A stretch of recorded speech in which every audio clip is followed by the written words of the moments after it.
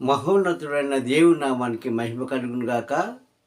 మన ప్రభువు అయిన క్రీస్తు నామములో మీ అందరికీ కూడా శుభోదయం, వందనాలు. ప్రియ సహోదరి సహోదరులారా, ఈరోజు వాక్యము దేవుడు మనతో ఏం మాట్లాడబోతున్నాడో మనం నేర్చుకుందాం ఆయన మాట. ఈ వాక్యంలోకి వెళ్ళే ముందు యథావిధిగా ఇదిగో వాక్యం అనే ఈ యొక్క ఛానల్ ద్వారా వాక్యాన్ని వింటున్న మిమ్మల్ని దేవుడు దీవించును గాక. మా ఛానల్ సబ్స్క్రైబ్ చేసుకొని లైక్ చేసి షేర్ చేయండి. ఇక వాక్య సందేశంలోకి వెళితే, నేటి సేవకుడి యొక్క సేవ ఎలా ఉంది? దేవుని స్తోత్రం, హల్లెలూయా. నాటి సేవకులు, ప్రవక్తలు, భక్తులు ఎలా ఉన్నారు అన్న వ్యత్యాస భేదమే ఈరోజు దేవుడు మనతో మాట్లాడుతున్న వాక్యము. ప్రియ సహోదరులారా, సర్వశక్తి కలిగిన దేవుడు, సదా మనతో ఉంటున్న దేవుడు, సదా మనలను నడిపిస్తున్న దేవుడు, చిన్న పెద్ద, గొప్ప పేద, ఉన్నవాడు లేనివాడు, విద్యావంతుడు అజ్ఞానవంతుడు అని తేడా లేకుండా సమానంగా అందరికీ కూడా ఆయన శక్తిని దయచేశాడు. ఏంటది? వాక్య శక్తి. దేవుని స్తోత్రం, హల్లెలూయా.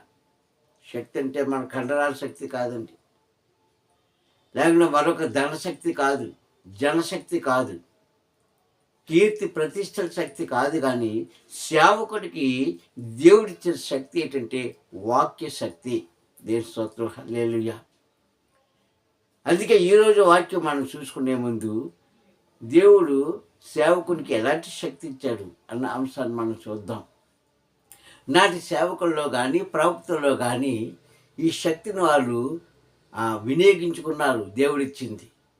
నేటి సేవకులు కానీ సేవకురాలు కానీ ఎందుకు శక్తిని కోల్పోతున్నారు అని చూస్తే, ఆనాటికి ఈనాటికి చాలా వ్యత్యాస భేదం కనిపిస్తున్నట్టుగా మనం చూస్తున్నాం. ఎందుకంటే సేవ అనేటప్పటికీ ఒక్కొక్కరి యొక్క వ్యక్తిత్వము బయటపడుతుంది, వారి స్వభావం బయటపడుతుంది, వారి అలవాట్లు బయటపడుతున్నాయి, వారి నడవడిక బయటపడుతుంది. ఈనాడు నిజం చెప్పుకోవాలంటే, ఒక సంఘంలో ఒక సేవకుడు చెప్పిన మాట, మరొక సంఘంలో మరొక సేవకుడు చెప్పిన మాట, ఈ వేరొక సంఘాలలో సేవకురాలు చెప్పిన మాట, నడిపించిన విధానం చూస్తే వాళ్ళకి వీళ్ళకి చాలా వ్యత్యాసవాదం మనకు కనిపిస్తుంది ఇప్పుడు సంఘమా. కానీ సర్వశక్తిమంతుడైన దేవుడు అందరికీ ఒకే ఆత్మశక్తినిచ్చాడు, ఒకే ఆత్మ కార్యాలు చేస్తున్నాడు, ఒకే ఆత్మ వాక్యాన్ని కూడా ఇస్తున్నాడు. వాటి ప్రకారంగా ఎవరైతే నడుచుకుంటారో వారిని సర్వాధికారం తండ్రి సదా దీవించాడు ఆనాటి రోజుల్లో. అలాంటి వ్యక్తిని మనం చూసినట్లయితే ఈరోజు మనము ఒక వ్యక్తిని ఈ ఒక్క వాక్యంలో జ్ఞాపకం చేసుకుందాం. ఎవరా దైవజనుడు? ఏం చేశాడు ఆయన? ఎందుకు ఆయనకి ఇంత పేరు ప్రతిష్ఠ దేవుడు ఇచ్చాడు? ఎందుకు ఈ లేఖనాల్లో ఆయన సజీవుడిగా లేక కొన్ని వందల సంవత్సరాలు అయిపోయినా ఇంకా మనం ఎందుకు ఆయనను జ్ఞాపకం చేసుకుంటున్నాం అన్న విషయాలను చూస్తే, ఒక ఏలియా గారిని మనం చూద్దామండి. దేవుని స్తోత్రం, హల్లెలూయా. ఏలియా గారిని మనం చూద్దాం. ఏలియా గారు అనేకమైన అద్భుత కార్యాలు దేవుడి పేరు మీద చేశాడు. అది ఆయన చేతిలో లేదు, ఆయన నోటి మాటలో లేదు, ఆయన నడిపింపులో లేదు. ఎందుకు చేశాడంటే అన్ని విషయాల్లో కూడా ఏలియా గారు అణిగమణిగి ఉన్నారు. ప్రతి విషయం కూడా దేవుడు చెప్పింది చెప్పినట్టుగా చేశాడు. అందుకే ఆయన ప్రవక్త అయినప్పటికీ నాటి మనుషులు, నాటి రాజులు, నాటి భటులు దైవ సేవకుడా అని సంబోధించారు. దేవుని స్తోత్రం, హల్లెలూయా. ఈరోజు దైవ సేవకులకు ఎలాంటి బిరుదులు ఉన్నాయో, ఎలాంటి పేరు ప్రతిష్టలు ఉన్నాయో, వారు ఏం చేస్తున్నారో మన కనులారా చూస్తున్నాము, చెవులారా వింటున్నాము. కానీ ప్రియ సహోదరులారా, వాక్యం బోధిస్తుంది. ఆయన అంటున్నాడు కదా, నేను చెప్పింది చెప్పినట్టుగా చేసే వారిని అంచెలంచెలుగా నేను వారిని హెచ్చిస్తాను అంటున్నాడు. దేవుని స్తోత్రం, హల్లెలూయా. ఆఖరికి అద్వితీయ కుమారుడని క్రీస్తు కూడా తండ్రి చెప్పిందే చేశాడు, కానీ తన ఇష్టానుసారంగా చేయలేదన్న లేఖనాలు మన కంటికి కనిపిస్తున్నాయి, మనం చదువుతున్నాం. అందుకే అన్ని విషయాలు కూడా క్రీస్తు కూడా ఒకటే మాట అన్నాడు, అద్వితీయ కుమారుడైన ప్రేమించిన ప్రియమైన నా సేవకుడు నా ప్రియ కుమారుడు అయిన అటువంటి క్రీస్తు ఏం చేశాడంటే తండ్రి ఏదైతే ఆయనకు ఆదేశించాడో, ఏదైతే చెప్పమన్నాడో, ఎలాగైతే చేయమన్నాడో అదే ప్రకారంగా చేసి తండ్రి నామాన్ని గణపరిచాడు. దేవుని స్తోత్రం, హల్లెలూయా. ఇది గొప్ప సేవ అండి. అందుకే ఆయనకు కలిగిన బహుమానం ఏమిచ్చాడు తండ్రి ప్రధాన బోధకుడు. దేవుని స్తోత్రం, హల్లెలూయా. ఏంటండి ప్రధాన బోధకుడు అంటే ప్రపంచంలో అందరికంటే తండ్రి ఆయనకి ఇచ్చిన చక్కటి పేరు ఏంటంటే ప్రధాన బోధకుడు. ఆయన మించిన జ్ఞాని ప్రపంచంలో లేడని తండ్రి చెప్పాడు. ఎందుకంటే సర్వశక్తి సంపాదించుకున్న క్రీస్తే చాలా సందర్భంలో ఆయన చెప్పిన మాట మనకు తెలుసు. నా తండ్రి చిత్తాన్ని నెరవేర్చడానికి భూమి మీదకి వచ్చానే కానీ నా ఇష్టాన్ని జరిగించడానికి కాదు అని కొండ మీద ప్రసంగం 5వ అధ్యాయం మత్తయి సువార్తలో కూడా చెప్పాడు. 17వ వచనంలో నా తండ్రి ఏ ధర్మశాస్త్రం అయితే ఇచ్చాడో, ఏదైతే నడిపించమన్నాడో అది చేయడానికి ఇక్కడికి వచ్చానే తప్ప నా చిత్తానుసారంగా చేయడానికి కాదని చెప్పి అనేక సందర్భంలో అనేక చోట్ల ప్రజలకు చెప్పిన మాట, నీ విశ్వాసమే నిన్ను కాపాడింది, నీ విశ్వాసంతో చేసిన ప్రార్థన నా తండ్రి నుంచి సమాధానం వస్తుంది అని చెప్పి 17వ అధ్యాయం అంటారు కదా యోహాను సువార్తలో. మనం అస్తమానం ఈ వాక్యాన్ని మనం జ్ఞాపకం చేసుకుంటాం. ఎందుకంటే ఒక దైవజనులుగా మనం జ్ఞాపకం చేసుకోవాలి. సందర్భం వచ్చినప్పుడే కాదు, అన్ని వేళ కూడా జ్ఞాపకం చేసుకోవాలి. అక్కడంటాడు, తండ్రి ఈ భూమి మీద నీ కుమారునైనా నన్ను మహిమపరచావే, అలాగే నేను కూడా నిన్ను మహిమపరిచాను అంటాడు. దేవుని స్తోత్రం, హల్లెలూయా. ప్రియ సహోదరులారా, ఈరోజు దైవజనురాలుగా ఎంతమంది దేవుని మహిమపరుస్తున్నారు అంటే, నిజం చెప్పుకోవాలంటే ఈరోజు దేవుడు మహిమపరిచే కార్యం కంటే వారి సంఘాలను హెచ్చించుకోవడానికి, వారి సంఘాల్లో విశ్వాసం పెంచుకోవడానికి, వారి యొక్క కీర్తి ప్రతిష్టలు అంటే ఏ సేవకులైతే ఉన్నారో, ఏ సంఘం అయితే ఉందో ఆ సంఘం యొక్క ఆలయం యొక్క పేరు ప్రతిష్టలు పెంచుకోవడానికి కృషి చేస్తున్నారే కానీ దేవుడు చెప్పింది చెప్పినట్టుగా చేసి ఆత్మశక్తిని, పరిశుద్ధాత్మను పొందుకోలేకపోతున్నారు నేటి క్రైస్తవులు. దేవుని స్తోత్రం, హల్లెలూయా.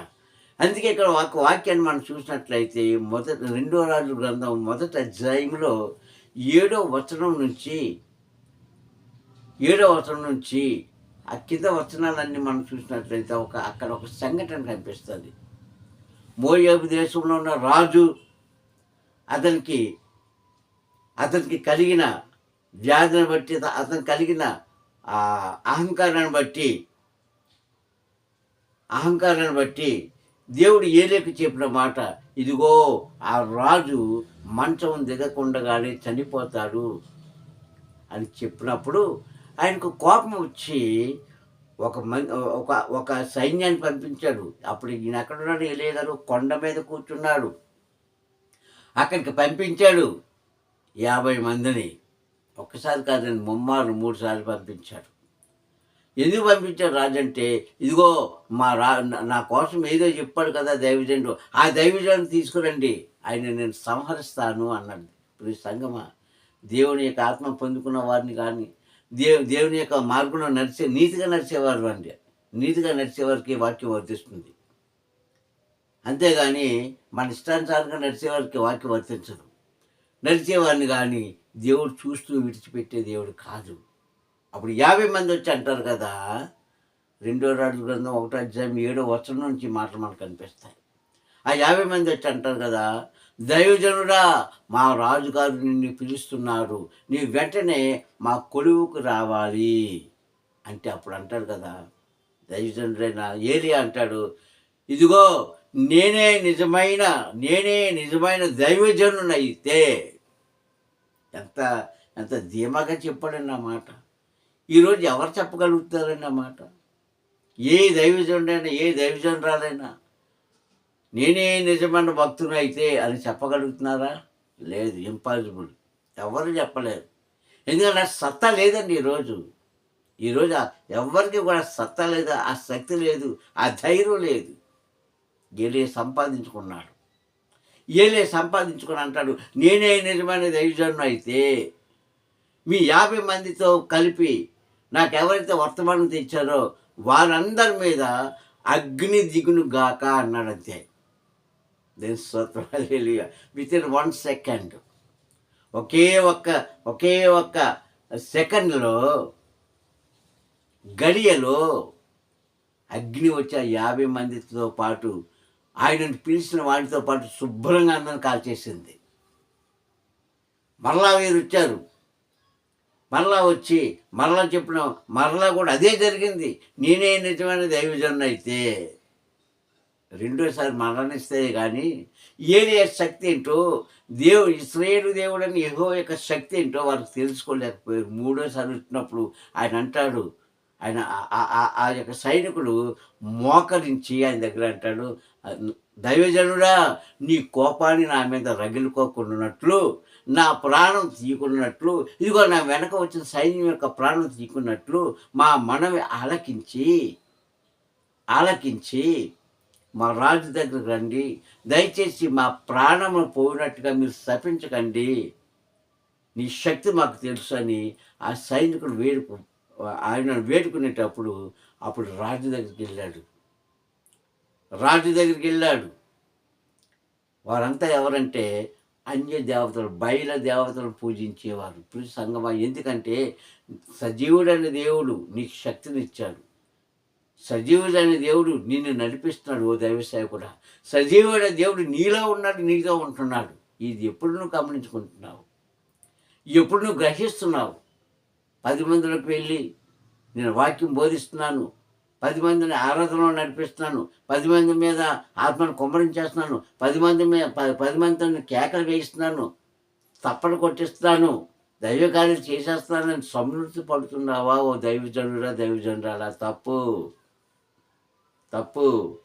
అది మన ఇమేజ్ని పెంచుకోవడానికి చేస్తున్నామే కానీ దేవుని యొక్క గౌరవాన్ని పెంచుకోవడానికి కాదు అని లేఖనం ఆయన అంటాడు, నేనే నిజమైన దైవజనుడు అయితే. ఈరోజు మీరు చెప్పండి, ఎవరైనా సరే, ఎనీబడి, ఏ దైవజనులైనా, చిన్నవారు కానీ పెద్దవారు కానీ, నేనే నిజమైన దైవ సేవకుని లేక దైవ సేవకురాలని అని చెప్పండి, సత్తా లేదండి. ఇప్పుడు సహోదరులారా, నేను ఎందుకు చెప్తున్నంటే కాలం సమీపిస్తుంది అనగా దేవుడు మనకిచ్చిన ఆయుష్ కాలము తరిగిపోతుంది. ఎప్పటికైనా సరే సజీవుడు అనే దేవుడు ఆయన అంటాడు, నిన్న నేడు నిరంతరం ఉన్నవాడని మనం ప్రార్థన చేస్తామే, అలాంటి దేవుణ్ణి మనం కలిగి ఉన్నామే.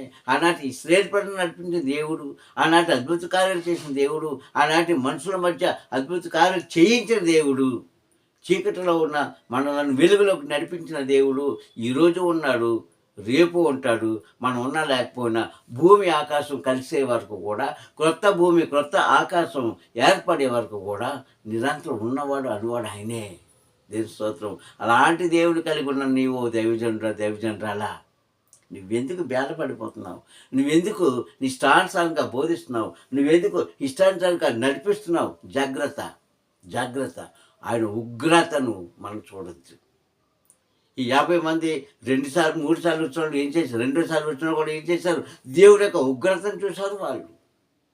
3 సార్లు వచ్చిన వారు ఏం చేశారు? ప్రమాణం చేశారు. ప్రమాణం కాదు, ప్రాణం అంటే సాష్టాంగ నమస్కారం అంటారు దాన్ని. ఈరోజు క్రైస్తవులు ఎవరైనా సాష్టాంగ నమస్కారం చేస్తారా? పూర్వీకులు సాష్టాంగ నమస్కారం అంటే మనది కాదండి. హైందువులు వాళ్ళ గుడిలో సాష్టాంగ నమస్కారం చేస్తారని అంటారు. మూర్ఖత్వం. అసలు దేవుడు మనం చేయమన్నాడు. అది ఎవరు చేస్తున్నారండి ఈరోజు?